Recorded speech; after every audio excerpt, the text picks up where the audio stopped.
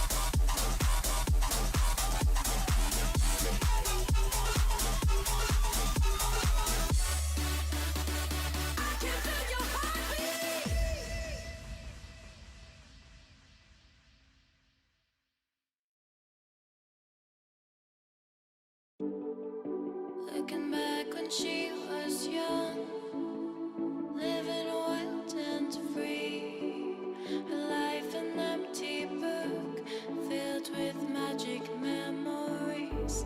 Who is she now? The girl who fell down, dreaming of the world she used to know so long ago. Dreaming of the world she used to know so long ago.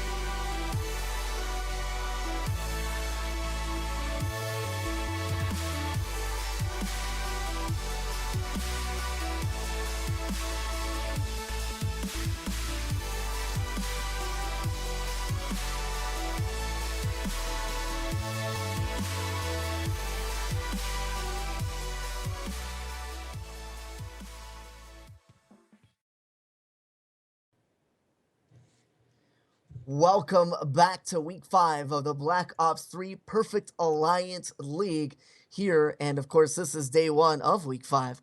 And I am Maze, joined by Fattern, and we had map 1 really solidified by Team Vigor as they were able to jump 1-0 in this series very, very effectively.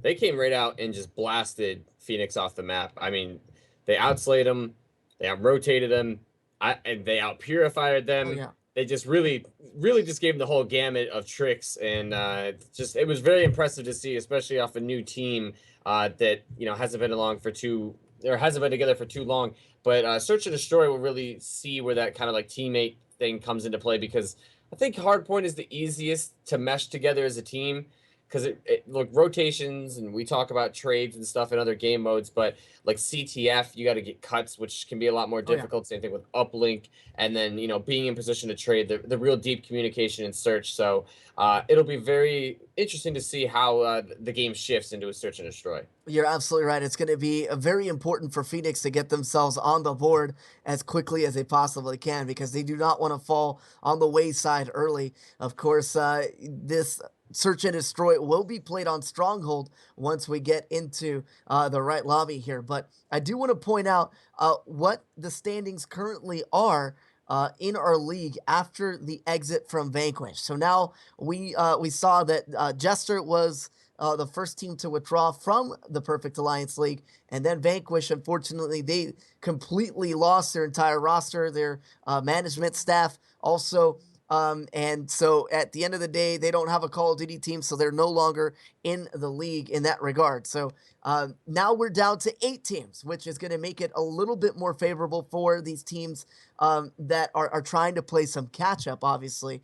But it's not going to be an easy road at all. But I will say this, the last place team, which is currently SNK, does play tonight. And they are just 3 games behind Resent Gaming, who is number 1 in the league. So that's something we're going to have to really look out for because it's going to be very important for that team. Yeah, parity. I mean, 3 games is not a lot. If you win one for 3 weeks, within 3 weeks, we could technically have everything flip-flopped, especially with the new rosters. Everyone plays differently together. So there's still a lot of intrigue left for the rest of the season. Oh, there absolutely is. Of course, the fact that every team in our league at least has 5 wins is a positive thing. Phoenix Yep. Pro, the other team with 5 victories, they're going to look to try to improve to 6-5 here, at least in this match. And it's going to be, a comeback victory for them if they're able to start something to get themselves some map wins here. But overall, their map win-loss ratio is, they're 19-17, so they've had a lot of game 5s, and they just haven't been able to always finish those out here, Fattern. So it's something they're going to have to figure out how to do, and especially against a very talented Team Vigor, who is 3rd in the standings. And to be honest, they haven't been anywhere below the top 4. I mean, it's got to be rough in terms of like trying to get up there, especially if you've just struggled to maintain like a 500 win loss. But like you said, having less teams gives you it gets you 1 place closer every time a team drops out to being in the top 2 finishers. And so you got to feel good that you're only 3 games out. You're not like 1-9 or something like that, because then at that point what are you playing for? You're just trying to work on your communication skills, things like that. But 5-5. You got to think it's pretty good sitting at 500 or close to that halfway through the season.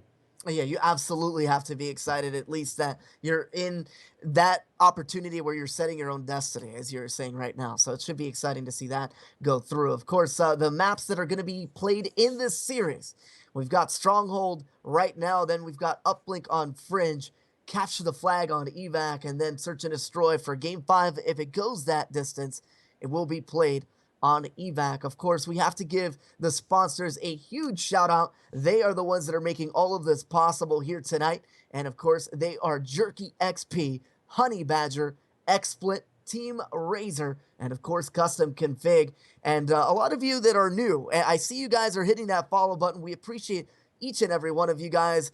Zephyr EU, you're one of those newer followers. I can't shout out every single one of you guys, but I appreciate you guys hitting that follow button nonetheless.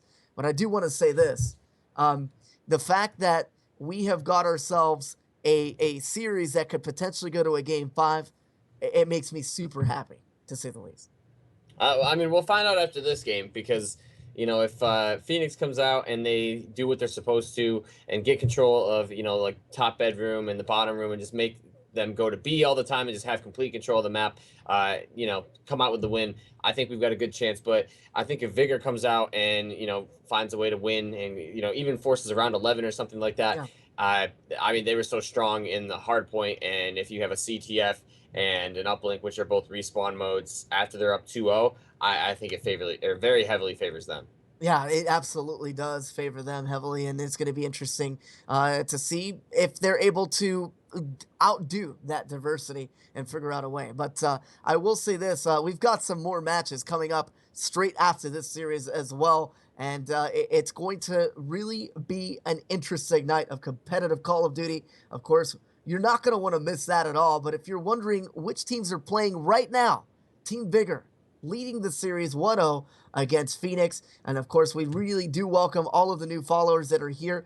You guys are absolutely incredible, and you're a huge part of why we've had so much success throughout the year. So we appreciate each and every one of you guys. Now, the matches that are going to be coming later on after this series, we're going to see SNK Esports try to improve their record against EZG. And then, of course, wrapping up the night at 10 p.m. Eastern, of course, depending on how these series go, we're going to see Team Vigor go up against EZG. So, lots of competitive Call of Duty that will go throughout the night here. Of course, Spattern will be here with me for the first two matches, and then we'll have Milboss come in all the way from Australia to cast the finals of day one. Of course, we will bring you map number 2, Search and Destroy Stronghold, right after this quick commercial break. You're not going to want to miss it. Tweet out the stream. We'll be giving away some things at 150 viewers plus. So make sure that you're supporting the stream, and we'll support you guys.